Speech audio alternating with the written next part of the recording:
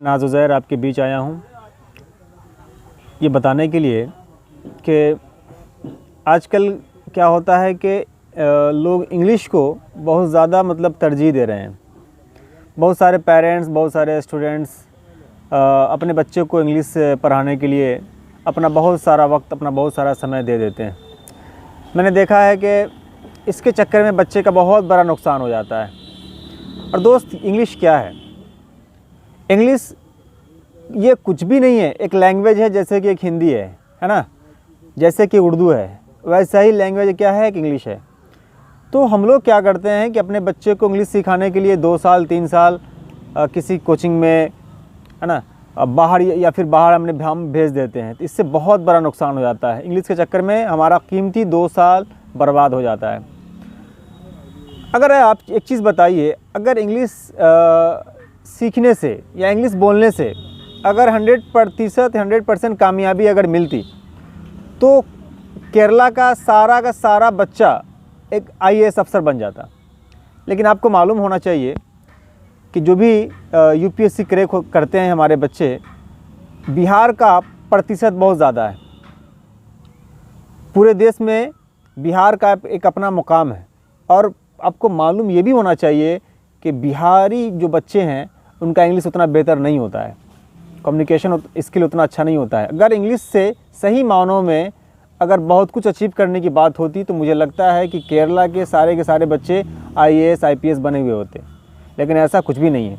तो करना ये चाहिए दोस्त कि इंग्लिश को ज़्यादा हुआ नहीं बनाना है। अपने दिलो दिमाग पर इंग्लिश को हावी नहीं होने दीजिए। आप क्या करें, आप साल 2 साल जो इंग्लिश पढ़ देंगे, उससे बेहतर है कि आप क्या कीजिए कि एक सब्जेक्ट पे काम कीजिए। मैथ्स पे अच्छा मेहनत करें आप, है ना, फिजिक्स केमिस्ट्री पे अच्छा काम करें, या फिर दीगर दूसरी चीज़ों पे काम करें जिसमें आपका इंटरेस्ट हो। ज़बरदस्ती अगर आप इंग्लिश पढ़ रहे हैं तो मुझे लगता है कि वक्त बर्बाद आप कर रहे हैं एकदम। मान लीजिए कि आपने 10th किया बिहार बोर्ड से या फिर CBSE से,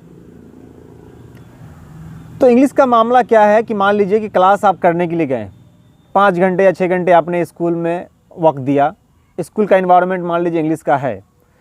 फिर आप घर पे आते हैं, घर पे आपका जो इन्वायरमेंट है क्या है, वो हिंदी का है या उर्दू का है। तो फिर क्या होता है, वो बैलेंस कर जाता है। फिर कोई फ़ायदा नहीं होता है। इंग्लिश क्या है कि आप इंग्लिश के चक्कर में ज़्यादा वक्त को बर्बाद नहीं करें। बहुत सारे ऐसे एग्जाम्पल हैं, जैसे कि मैं देख रहा था कुछ देर पहले, कपिल शर्मा शो देख रहा था। तो कपिल शर्मा को आप देखिए, वो इंग्लिश नहीं जानते हैं, है ना, फिर भी उनका एक जो लेवल है उसको आप देखें। तो इंग्लिश का जो है कामयाबी से, प्रोग्रेस से इंग्लिश का कोई भी लेना देना नहीं है। हाँ, लेकिन ऐसा भी नहीं है कि बिल्कुल भी नहीं जानना है आपको, है ना। जिस एनवायरनमेंट में आप रहते हैं, जहाँ पे आप रहते हैं, है ना, हम लोग जैसे कि गांव में रहते हैं, तो हम लोग कितनी भी मेहनत करेंगे तो हम लोग उतना बेहतर है इंग्लिश नहीं बोल सकते हैं जितना बेहतर है इंग्लिश जो है दूसरे जगह के बच्चे या फिर दूसरे जगह के दूसरे कंट्री के लोग बोलते हैं। लेकिन मैंने जो देखा है कि हमारे जो लोकेलिटी में जो माहौल है, अभी बहुत सारे कोचिंग इंस्टीट्यूट वगैरह खुल रहे हैं, British English, French English, American English. तो बच्चे पढ़ के आते हैं, बहुत कड़ी मेहनत करते हैं। मैं देखता हूँ कि ये मेहनत तो करता है, लेकिन मैं ये देख पा रहा हूँ कि इसका मेहनत उतना भी उसको रिजल्ट नहीं देने वाला है जितना वो सोचता है। मान लीजिए कि फ्रेंच इंग्लिश आपने सीख ही लिया, ब्रिटिश इंग्लिश आपने सीख ही ली, इस चक्कर में 2-3 साल आपने कड़ी मेहनत कर ली, तो फिर आप क्या कर लेंगे? उससे आपका क्या गुजारा हो जाएगा? उसके चक्कर में आपने बहुत सारी चीज़ें मिस कर दी जिससे आपका कैरियर बन सकता था। जैसे कि उतनी मेहनत अगर आपने फिजिक्स केमिस्ट्री मैथ पे या फिर दीगर लैंग्वेज पे अगर आपने किया होता तो आपको नौकरी मिल गई होती, या फिर UPSC वगैरह आप जो है क्रैक कर चुके होते। तो अच्छे स्टूडेंट सही गाइडलाइन नहीं होने की वजह से वो समझिए कि फंस जाते हैं।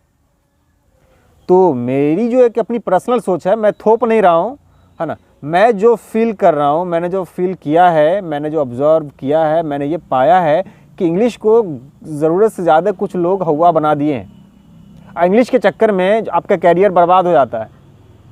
रेलवे है, बैंकिंग है, इंजीनियरिंग सेक्टर है, मेडिकल है, अगर आप उसकी तैयारी करते हुए रहेंगे तो इंग्लिश आपकी खुद ब खुद ठीक होती हुई चली जाएगी। आपको अलग से इंग्लिश की क्लास करने की ज़रूरत नहीं है।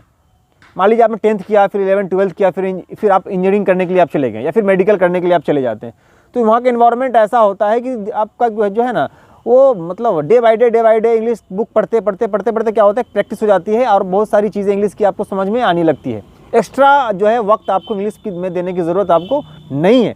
लेकिन मैं देख पाता हूँ कि बहुत सारे लोग जो क्या करते हैं, एक्स्ट्रा टाइम इंग्लिश में दे दिए, दिन रात इंग्लिश को देते रहते हैं। इसकी वजह से उनका क्या होता है, फिजिक्स, केमिस्ट्री, मैथ, बायो, जो उसके अलावा जो भी दीगर सब्जेक्ट्स वगैरह है अफेक्टेड हो जाता है। तो मैं दोस्त आपसे रिक्वेस्ट करता हूँ कि आप हमेशा दिलो दिमाग में ये बात बिठा लें कि इंग्लिश कुछ भी नहीं है, सिर्फ और सिर्फ एक लैंग्वेज है। तो मैं चाहूँगा इसी के साथ मैं अपनी बात को यहीं पर विराम लगाता हूँ। जय हिंद, जय भारत।